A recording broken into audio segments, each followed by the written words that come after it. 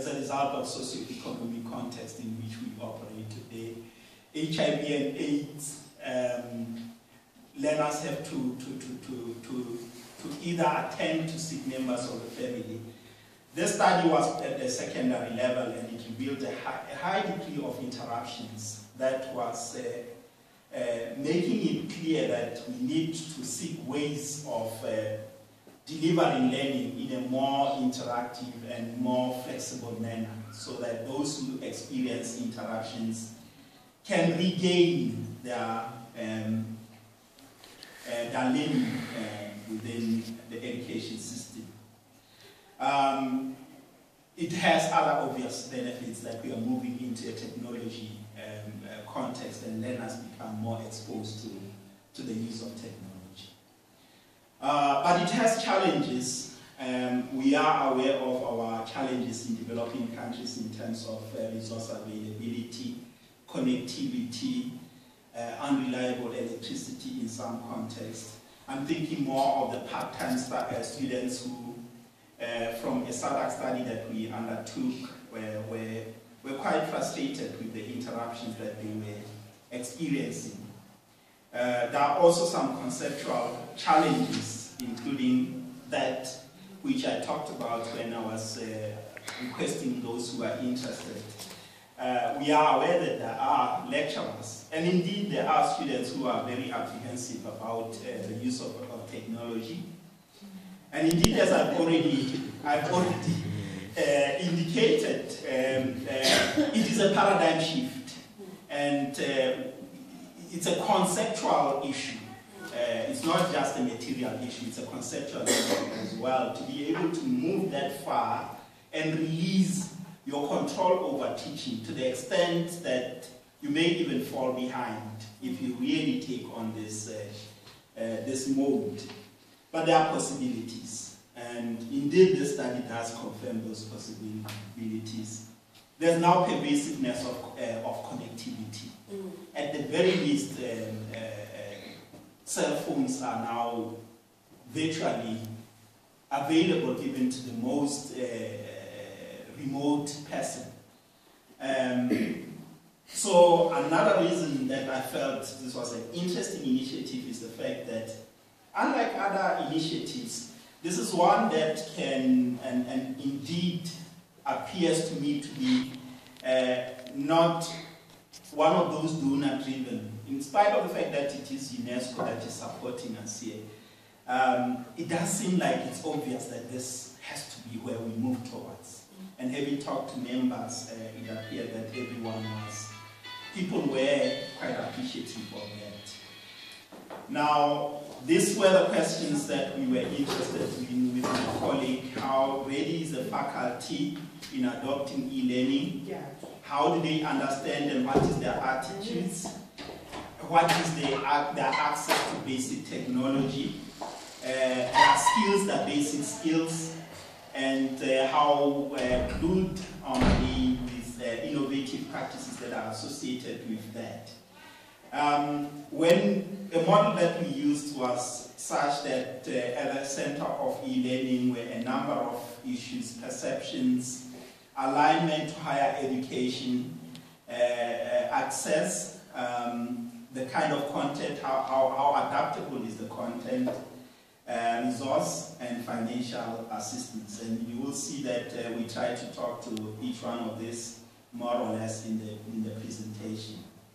Now, this is the methodology that we used was exploratory because it was a survey looking at the relationship between certain characteristics and readiness. We had a total of 199 students responding, 14 lecturers.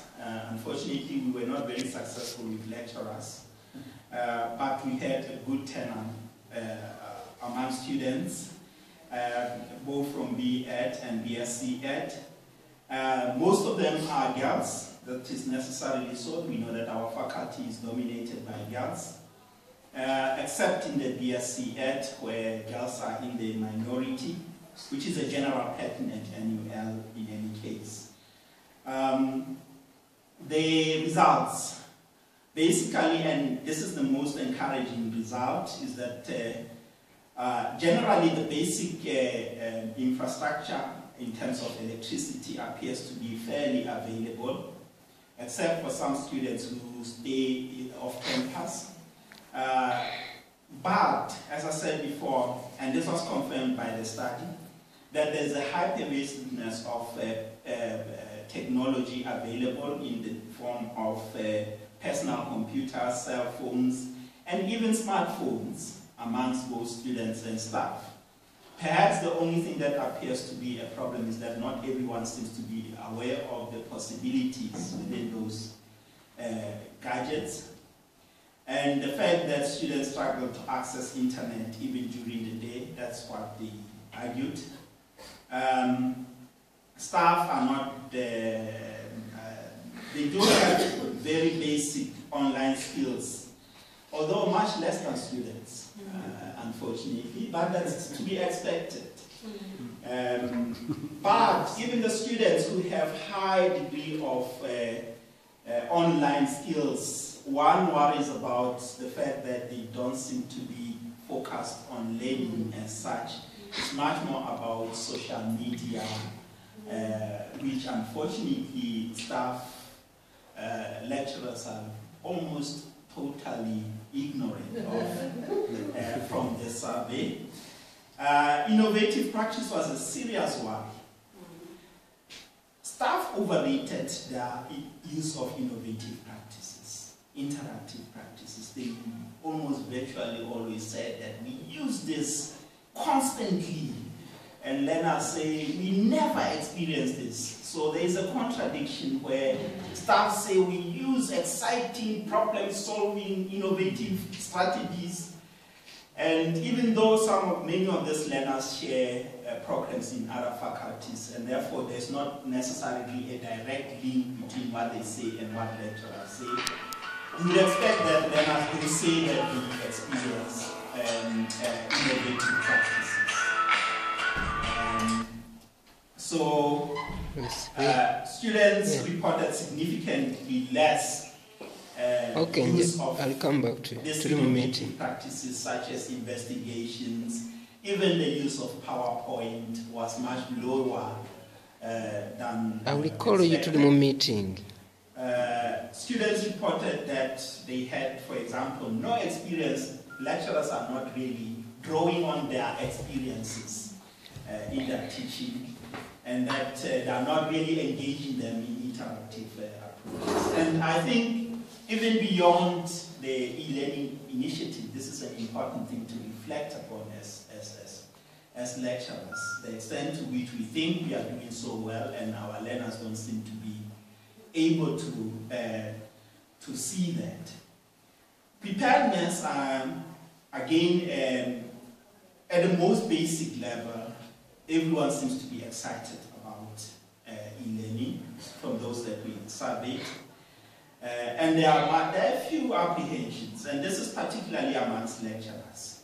Only a few really expressed apprehension about the use of technology in their teaching. The general feeling was that we are excited. The one worry is around funding.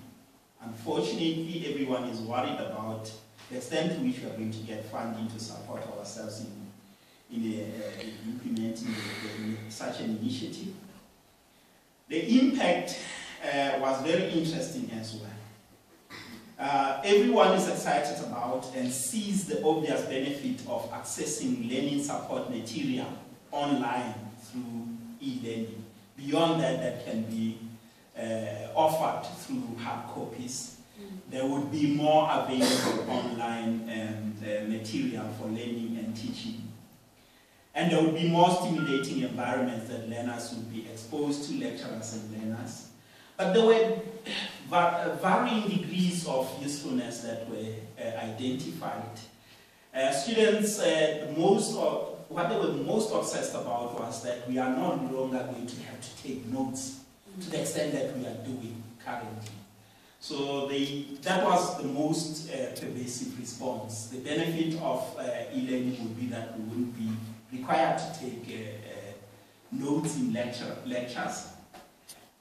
Lecturers were slightly more nuanced in their response about the benefits, including the fact that it would provide for more flexibility in the delivery modes and draw on learners who are far. We can reach learners who are far from us, particularly for those who are in part-time studies, and the possibilities of research and collaboration. What struck me about students is just how petty their concern is. And it does indicate how far we lag behind other institutions.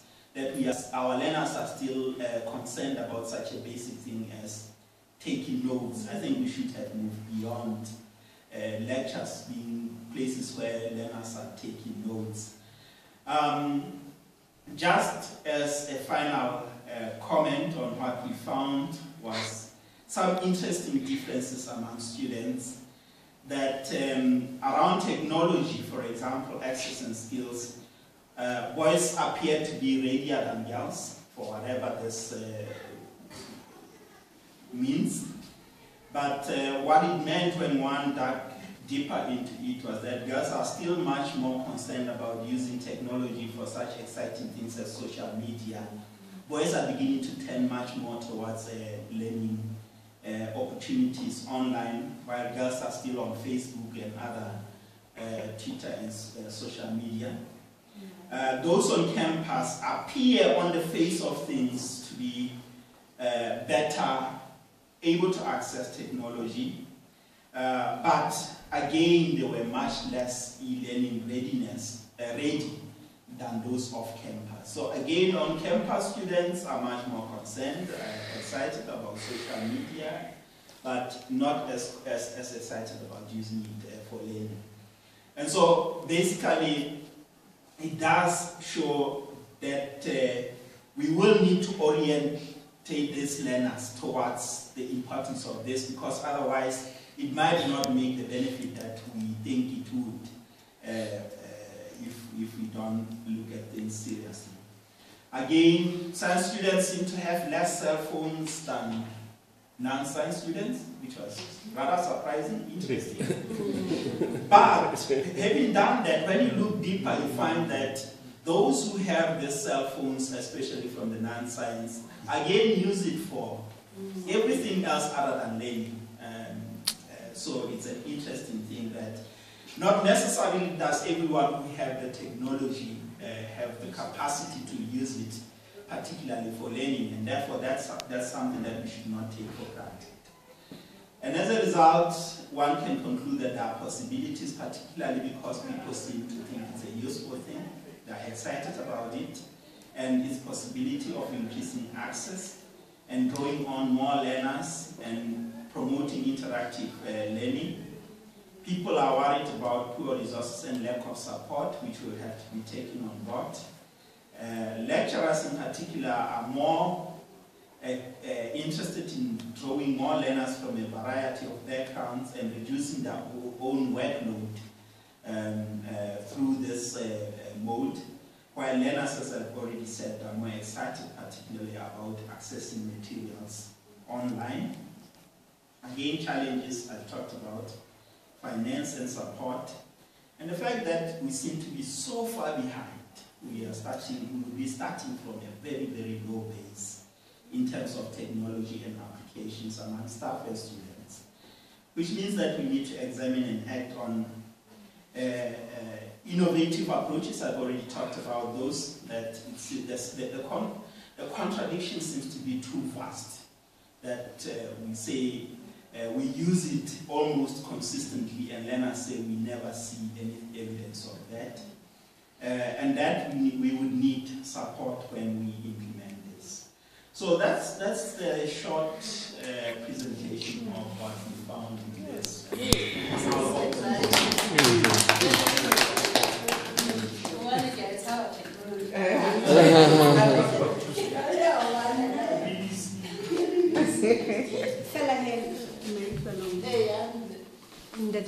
You've made this very listener friendly.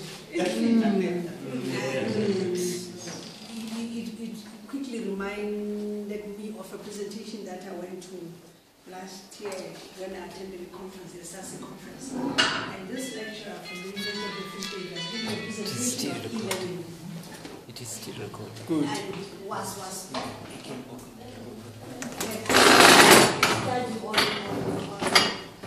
himself. He was reporting on his. Are you pressing on something? It is recorded. Good. You're going away. And that Yes. just 2 years back, I had no idea what was up. I still don't have an What idea. all about.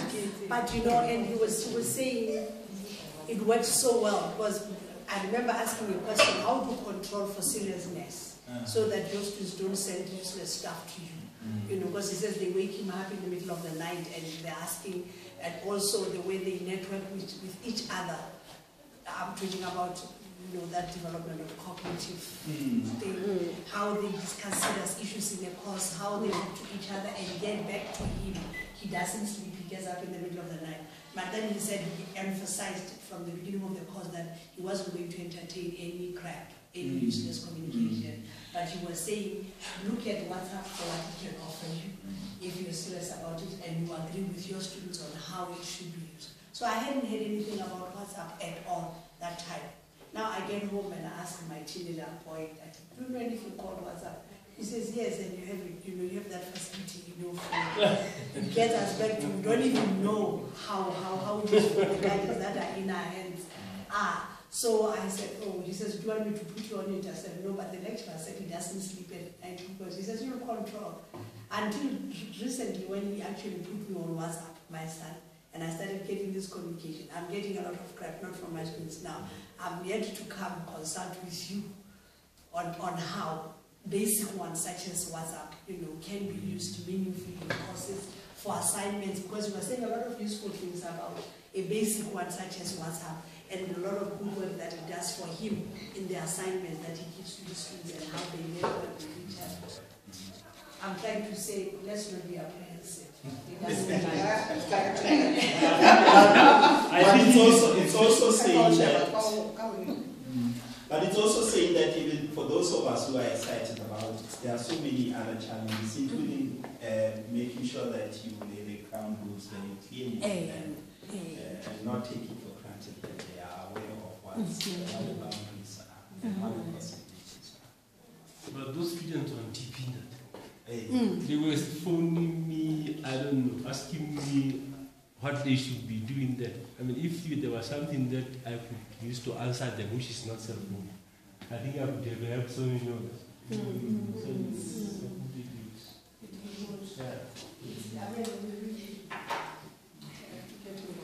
Okay, thank you very much. Okay, we are hoping, as we said, that with inputs as a team, we get together, we will roll out this more widely, and we'll try to ensure that we use this much more significantly to inform the implementation process. So thank you. Thank you.